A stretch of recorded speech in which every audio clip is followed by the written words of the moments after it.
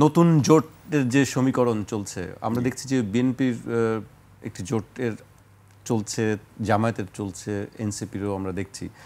এই জোটের কে আপনি কিভাবে দেখছেন, জোটের রাজনীতিকে? আসলে নির্বাচন আসলে জোটটা খুব প্রাসঙ্গিক হয়ে যায়। তো সাম্প্রতিক সময়ে বা এবছর আমরা জোটের মধ্যে কিন্তু একটা জোট দেখছি। তো বিএনপি এই মুহূর্তে দেশের সবচেয়ে বড় দল, সেটা নিয়ে কোনো বিতর্ক নেই।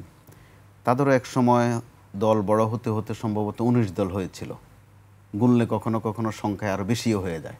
তারপরে 19 দল নামে পরিচিত ছিল। একসময় 4 দল ছিল এই দল, জোটটার নাম। একসময় ছিল 7 দলীয় জোট। আওয়ামী লীগের জোটগুলোর নাম ছিল একসময় 8 দলীয়, এক পর্যায়ে 14 দলীয়, এক পর্যায়ে আবার আর সংখ্যা রাখেনি, যে সংখ্যায় কুলায় না, এটার নাম মহাজোট। তো এই জোটের এই কালচারটা আছে, কিন্তু এখানে এনসিপির বিষয়টা একটু ব্যতিক্রম। আমরা পছন্দ করি আর না করি, তাদের অনেক দোষ আছে, যেমন সত্য অনেক গুণও আছে, ইতিহাসও আছে। অল্প সময়ের মধ্যে তারা 34 দিনের আন্দোলনে বাংলাদেশে কিন্তু একটা মাইল ফলক তারা তৈরি করেছে। 36 দিন, 36 দিন না 34 দিন, তারিখ 36 বলে তারা, 36 জুলাই, 36 জুলাই বলে, কিন্তু 34 দিনে রেকর্ড তৈরি করেছে। তো এই রেকর্ডের পেছনে অন্যরা ছিলেন, এই কথাটা কিন্তু আসতো না যদি না ওই আন্দোলন সফল না হতো। প্রত্যেকেই বলতো না আমরা এর মধ্যে ছিলাম না, আমরা এর ধারে কাছেও ছিলাম না। কারণ এখনও তো ওই ঝুঁকি থেকে কি আমরা মুক্ত হয়েছি বা তারা মুক্ত হয়েছে? যদি না প্রশ্ন আসে, যেমন সনদ নিয়ে যেটা হচ্ছে, সনদের আরও খাঁটি বাংলা যদি আমরা বলি স্বীকৃতি, তো ওই স্বীকৃতিটা এখনও কিন্তু ঝুলায়মান, যে কারণে ব্যঙ্গ করা হয়, জুলাইকে ঝুলাই বলা হয়। তারা বলে 36 জুলাই, তারা বলে 36 ঝুলাই। এগুলো কিন্তু এক ধরনের ইঙ্গিতবহ। যতক্ষণ পর্যন্ত এটা স্বীকৃতি না আসবে, যদি পরিবর্তিত পরিস্থিতি আসে, যদি শব্দটা ব্যবহার করলাম, কারণ বাংলাদেশে কিছুই অসম্ভব নয়, তো তখন ফৌজদারি অপরাধে তারা কি আসামি হবে না? একদম বিদ্যমান আইনেই, প্রচলিত আইনেই তারা যা করেছে। আমরা বলছি বিপ্লব, কেউ বলছে না বিপ্লব না, অন্তত অভ্যুত্থান। আবার যারা বলছে না এটা বিপ্লব না, অভ্যুত্থানও না, তাহলে এটা কি? এটা মোটামুটি আন্দোলন। কিন্তু যারা ক্ষমতায় ছিলেন বা যারা তাদেরকে দেখে নেবেন বলছেন, তারা তো বিপ্লব, আন্দোলন, অভ্যুত্থান কোনোটাকে আমল দেবে না। তারা সেটাকে বলবে নৈরাজ্য, বিশৃঙ্খলা, রাষ্ট্রদ্রোহী। এই মামলাও কিন্তু একটা আছে। আমাদের সাইফ মুস্তাফিজ এই মামলার আসামি কিনা জানি না, হাসনাত, সার্জিস, তারা কিন্তু এই মামলার আসামি, ফৌজদারি অপরাধ। তো যদি শেখ হাসিনা সময় পেতেন, ওই ট্রায়ালে হয়তো এখন চলতো।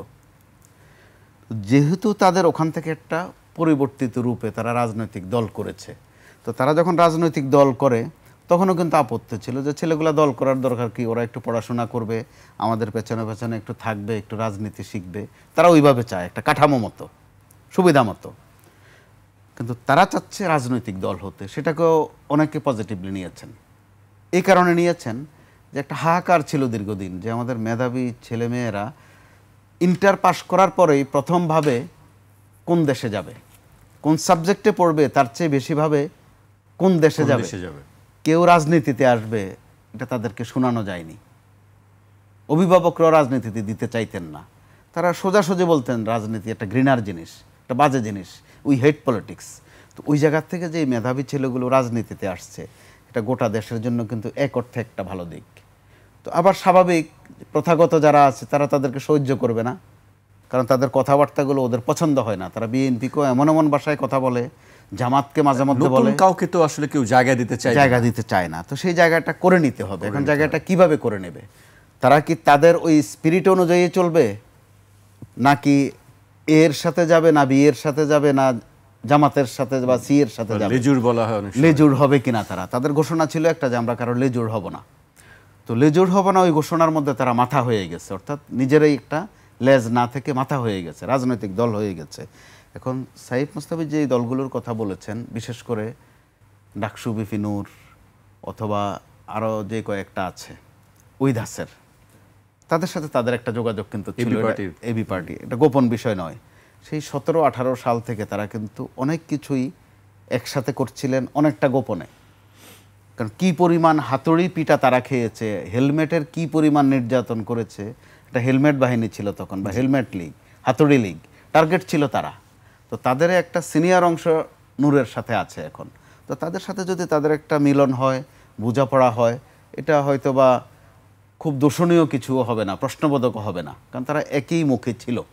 তো এরপরও যদি শুধু 24 নিয়ে আগায়, 24-এর 5 আগস্ট নিয়ে, তাহলে তারা নিজেরাই একটা শক্তি। ওই যে আমাদের একজন আলোচিত ব্যারিস্টার শাহজাহান ওমরের ভাষায় তাদেরও একটা হেডম আছে।